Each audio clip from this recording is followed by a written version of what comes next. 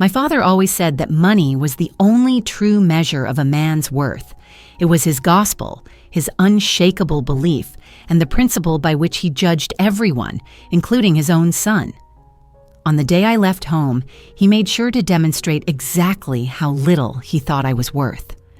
He stood in the center of our vast marble-floored living room, his imposing figure wrapped in a tailored charcoal suit that cost more than most people's yearly salaries. His cold, calculating eyes, the same ones that had intimidated boardrooms and crushed competitors for decades, fixed on me with a mixture of disdain and disappointment. With a sneer, he pulled a crisp $100 bill from his wallet and tossed it to the ground in front of me. "That's all a failure like you deserves," he said, his voice sharp with contempt.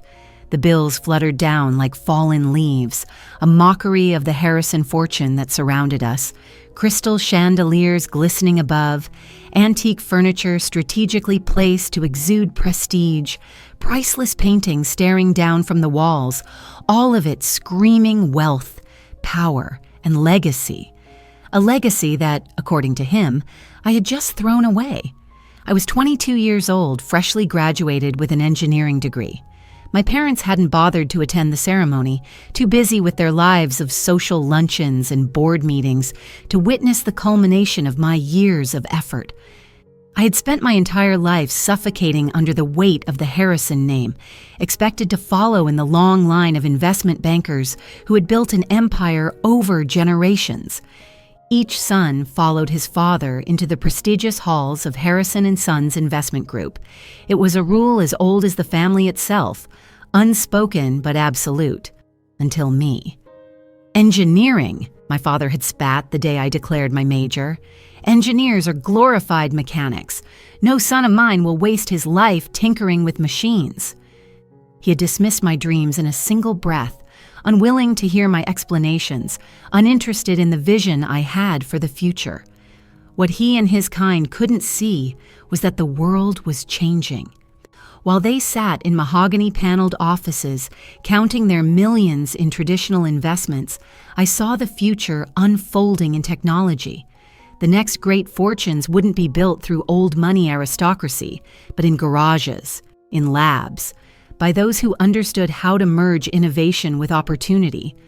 My mother, standing by the grand staircase with a martini in hand at barely noon, gave me a carefully measured smile, the kind that never reached her eyes. "James, darling, there's still time to fix this," she cooed, her voice smooth as silk but laced with quiet desperation. "Come back to the firm. Your father can smooth things over with the board." I looked at her, really looked at her, for the first time in my life. She had always been beautiful in that cold, pristine way, her worth measured not by her intelligence or kindness, but by the size of the diamonds on her fingers, each one larger than the last, a lifetime spent perfecting the illusion of happiness, filling some endless void with jewels and designer gowns. But I wasn't interested in illusions anymore. "No, Mother," I said, my voice steady. "I'm done trying to be what you want." My father's face darkened to that dangerous shade of red I had grown up fearing, the one that signaled a rage he barely contained behind his polished exterior. "Then get out," he snarled. "You are no longer a Harrison. The trust fund, the connections, the legacy, you're throwing it all away for some foolish dream." His words were meant to wound, but I refused to let them. I bent down and picked up the $100 bill, tucking it into my wallet without a word. "Keep the trust fund," I said, meeting his gaze without flinching. "I'll build something of my own."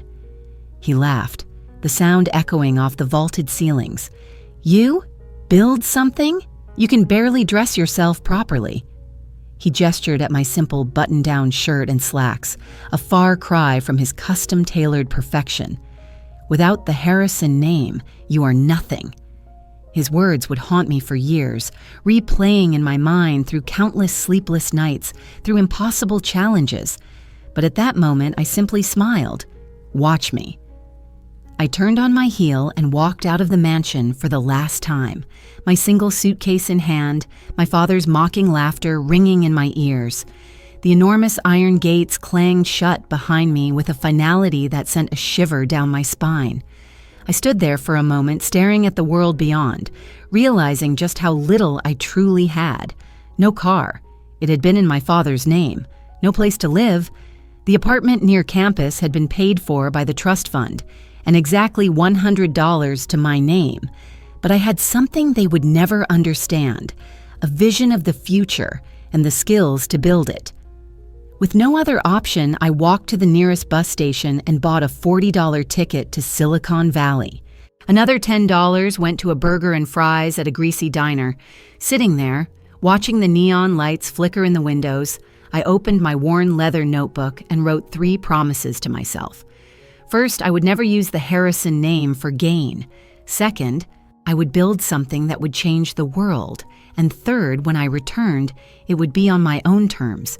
$50 left, not enough to rent a place, barely enough to eat for a few days, but I had my laptop, my degree, and most importantly, an idea. A single brilliant idea that had been forming in my mind throughout college, something no one else had solved. The world was moving toward renewable energy, but there was one critical flaw: storage. Solar and wind power were becoming cheaper, but battery technology remained inefficient and expensive. I had spent years developing a theoretical design for a new type of energy storage system, one that could revolutionize the industry. My professors had called the idea brilliant but impractical. My father had called it delusional. I called it my future. The bus rumbled away from the station, taking me farther from the life I had always known and into the unknown. I watched my hometown disappear into the darkness, feeling a strange mix of fear and exhilaration. I had spent 22 years trying to be the son they wanted. Now, it was time to become the man I was meant to be. Little did I know, this $100 journey was the beginning of a story that would reshape the energy industry. In 10 years, I would build a company worth billions, revolutionize how the world stored and used energy, and return home not as the prodigal son seeking approval, but as someone they never imagined I could become. But first, I had to survive Silicon Valley with $50 and a dream that refused to die. The bus ride to Silicon Valley was a study in discomfort, a test of patience and resilience that mirrored the road ahead. The seats were stiff, covered in cracked vinyl that clung to my skin under the heat of a faulty air conditioning system. The scent of stale coffee and cheap fast food clung to the air, mixing with the sharp, metallic tang of gasoline every time the doors opened. Outside, the world blurred past in shades of gray and amber, the setting sun casting long shadows over the desolate stretches of highway. I watched the landscapes shift, from the sprawling affluence of my old life to the rugged emptiness of the open road, and then, as the hours stretched on, to the glowing promise of the Bay Area, where opportunity and failure walked hand in hand. The closer we got, the more I felt the weight of uncertainty pressing against my ribs, a heavy reminder that I had no safety net, no second chances. The last time I had been to Silicon Valley, it had been on a private jet, escorted by my father's business associates, men who viewed innovation as nothing more than another commodity to exploit. Now, I was arriving with $50 and a dream that felt both impossibly large and dangerously fragile. When the bus finally rolled into the terminal, the city greeted me not with open arms, but with the cold indifference it reserved for all those who came seeking fortune. The streets hummed with energy, the neon glow of tech company logos casting eerie reflections on the rain-slicked pavement. Even at this late hour, people moved with purpose. Young engineers in hoodies clutching laptops, investors in sleek suits murmuring into Bluetooth headsets, ambitious 20-somethings gathering in cafes, their eyes alight with the feverish hope that their ideas might be the next great thing. I stepped off the bus, my single suitcase feeling heavier than it had before, my wallet a stark reminder of the razor-thin margin between survival and failure. There was no penthouse waiting for me, no trust fund to fall back on, just the ruthless reality of a city that thrived on brilliance but had no patience for hesitation. The first night was a lesson in humility. With no money for a hotel and no connections to rely on, I found myself in a dingy, overcrowded hostel, sharing a room with 3 other strangers who barely acknowledged my presence. The bunk creaked under my weight as I settled in, my stomach twisting with hunger, my mind racing with the sheer impossibility of what I was attempting. Sleep did not come easily, chased away by the suffocating awareness of my situation. But even as exhaustion tugged at me, my mind clung to the idea that had driven me here. The energy crisis was growing, the world desperate for a solution that could make renewables a viable, sustainable reality. Traditional batteries were costly, inefficient, and reliant on rare materials that made scaling impossible. My design, a new kind of modular, self-regenerating battery system, could change everything if I could build it, if I could find someone willing to believe in it, if I could survive long enough to make it happen. The next morning, I set out with a single goal: find a place to work. Cafes were an obvious choice, but even the cheapest coffee felt like a luxury I couldn't afford. Instead, I wandered into the vast, modern co-working spaces that dotted the city, hoping to blend in among the sea of developers and entrepreneurs. I chose a seat in the back corner, flipped open my laptop, and began mapping out everything I would need: theoretical calculations, initial blueprints, potential materials. I scoured job boards for anything that could provide enough income to keep me afloat while I worked. But without connections or experience, even the most basic internships required a level of access I no longer had. Every rejection felt like another door slamming shut, another reminder that I had burned every bridge behind me. Days blurred into weeks, the struggle becoming a rhythm of near starvation and relentless work. I survived on instant ramen and the occasional free meal at networking events, forcing myself into conversations with people who barely saw me as more than another hopeful founder with an untested idea. The city had a way of sorting people quickly. Those who had capital, connections, or an established reputation thrived, while the rest were left to fight for scraps. But I refused to let the system define me. I spent every waking hour refining my pitch, cold emailing investors, reaching out to engineers who might see what I saw. Each failure fueled me, sharpened my focus. Then, on a night when hunger gnawed at my ribs and exhaustion made my fingers tremble over my keyboard, I got my first break. An email, short and direct. Interesting concept. Let's talk. The name attached to it was one I recognized: Elliot Zhang, a former engineer turned venture capitalist known for backing high-risk, high-reward projects. He had a reputation for seeing potential where others saw impossibility, for betting on the underdog and winning. The meeting was set for the next day at a minimalist office in the heart of Palo Alto, a place where deals were made and dreams either soared or shattered.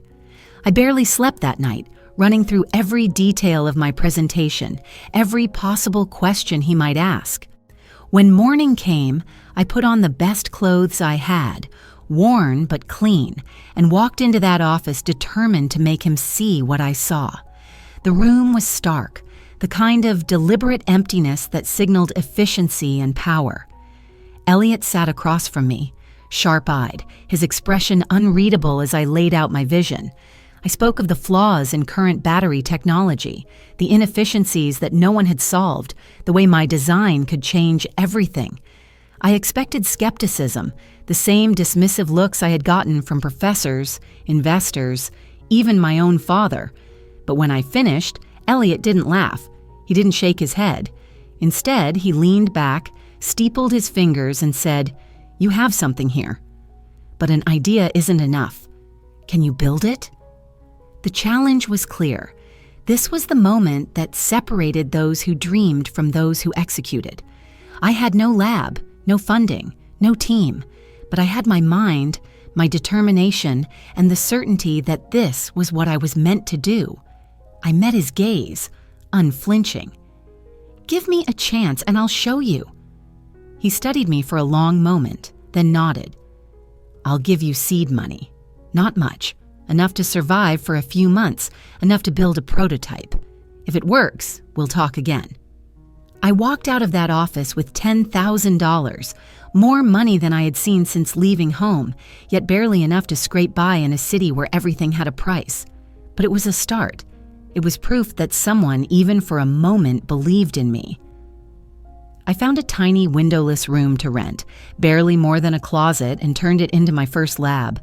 I worked through nights and into mornings, assembling parts scavenged from scrapyards, testing circuits until my fingers bled, pushing my mind and body beyond exhaustion. There were moments of despair, times when failure seemed inevitable. But with every setback, I learned. With every flaw exposed in my design, I refined it. Months passed in a blur of sleepless nights and breakthroughs that felt like lifelines. The day I powered the first working prototype, watching the energy cells regenerate with near-perfect efficiency, I knew I had done it. The world had yet to see, but I had built something real, something that could redefine the industry. And for the first time, I understood what true power was. Not the wealth of my father's world, not the privilege of a name, but the ability to create something that could change everything. The prototype sat before me, humming with a quiet, steady energy, the culmination of months of relentless work, of sleepless nights spent fine-tuning every aspect of its design, of pushing my mind and body past every reasonable limit. The small modular battery pulsed faintly, its energy cells regenerating as I had envisioned, as I had dreamed in the darkest moments of hunger and doubt.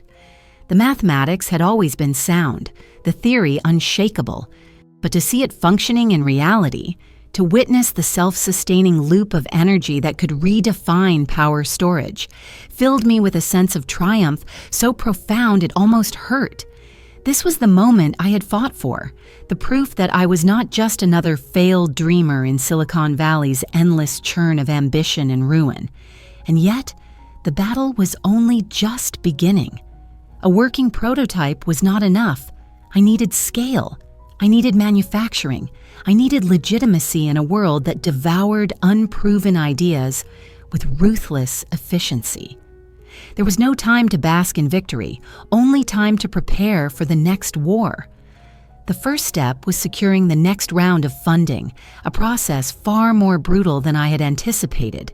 Elliot Zhang, ever the pragmatic investor, had been impressed but not wholly convinced. "A prototype is good," he had said, watching me with sharp, assessing eyes, "but it's not a product. Not yet. You need real-world application. You need proof beyond a controlled environment." He was right, of course. The difference between an idea and an industry-changing innovation was measured in the cold calculus of usability, in whether or not it could withstand the scrutiny of mass production and market demand. And so, I found myself in a cycle of endless pitches, standing before investors whose skepticism weighed heavier than the fortunes they controlled, each of them waiting for the slightest sign of weakness, the smallest reason to dismiss me. They didn't see a visionary, they saw a reckless 24-year-old with no team, no infrastructure, no safety net. Rejection became a constant, a rhythm I had no choice but to dance to. Some were polite, their words couched in careful corporate language meant to soften the blow. "We love your passion, but it's not the right fit for us." Others were blunt, their voices edged with thinly veiled condescension. "You don't have the experience to pull this off." Every meeting that ended with a polite handshake and an empty promise left me gritting my teeth, fighting the rising panic that threatened to suffocate me. The money from Elliot's initial investment was dwindling, stretched thin by the cost of materials, the endless refinements, the rent on my tiny workspace.